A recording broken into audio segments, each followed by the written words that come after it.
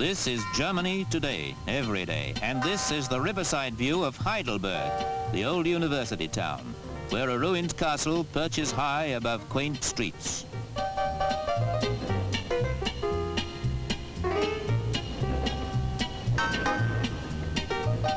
Yes, Germany today, and a signposted reminder that this is also a military outpost of America. It's just a car ride from medieval to modern history, to the headquarters of the United States Army in Europe. There's a snap salute as you enter the compound, where guns explode, not in anger, but as a ceremonial gesture.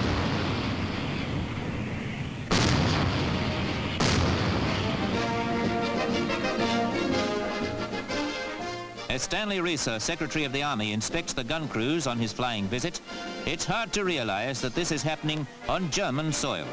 No sight or sound of those famed beer gardens, just the polished precision of a little piece of America a long, long way from home.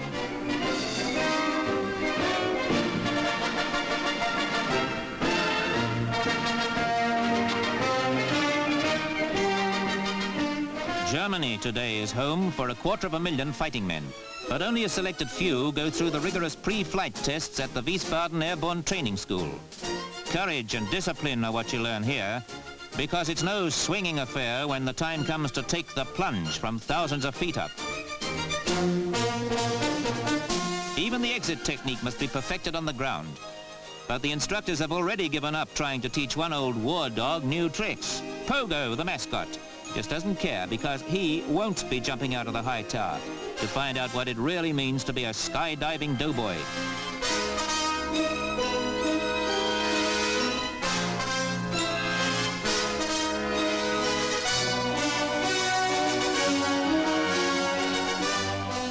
Cableways may be all part of the European scene, but nothing quite like this crosses the tourist's path. Yet just look around and you can park yourself right in the middle of that pace-setting American way of life. And remember the address, bitteschön, Wiesbaden, Germany.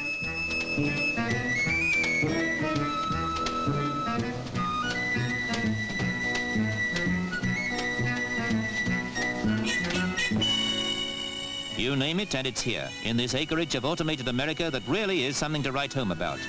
This is just one of the supermarket centers which cater for the other army, the 80,000 families of serving soldiers.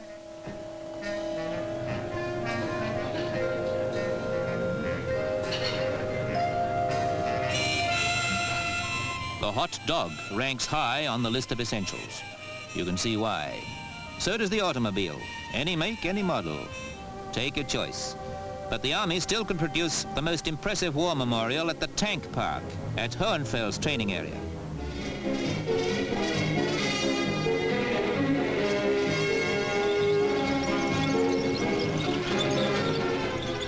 The iron monsters of war, a menacing parade of combat power, some trundling away to mock battles, while others wait their turn in this workshop of mighty hardware.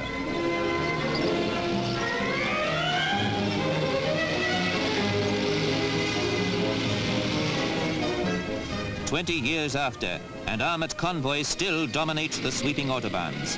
In an uneasy peace, the highways built for war still retain their military purpose.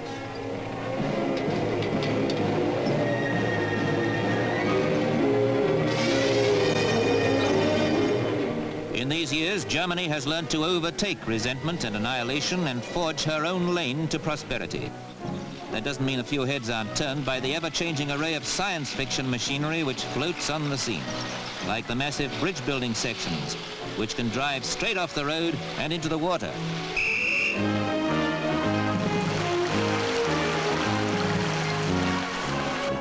There's precious little time to snatch a meal on maneuvers, and even combat rations can taste good at a time like this. Day merges slowly into unfriendly darkness, but the convoys must keep up their shadowy procession.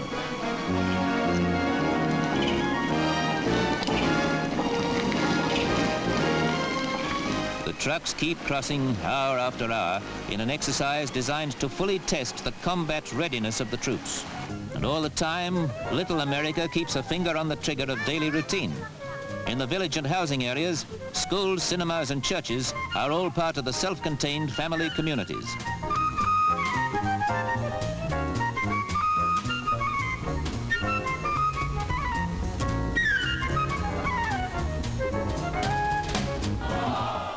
Germany today.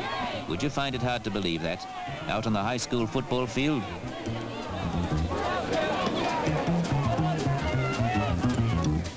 Umpires keep the peace on the field of play as well as out on the exercise area, where the best way to keep pace with development is to go by jeep.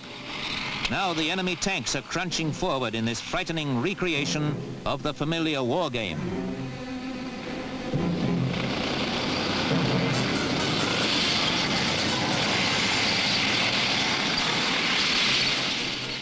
Every bush, every tree bristles with potential danger. The world's most powerful army, the largest peacetime army ever maintained on foreign soil by America, is on the relentless move.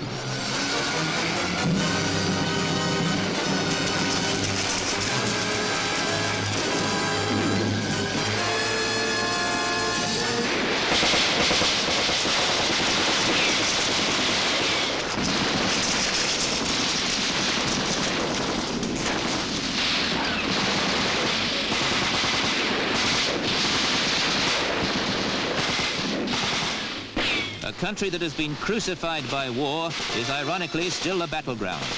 This is America in Germany today.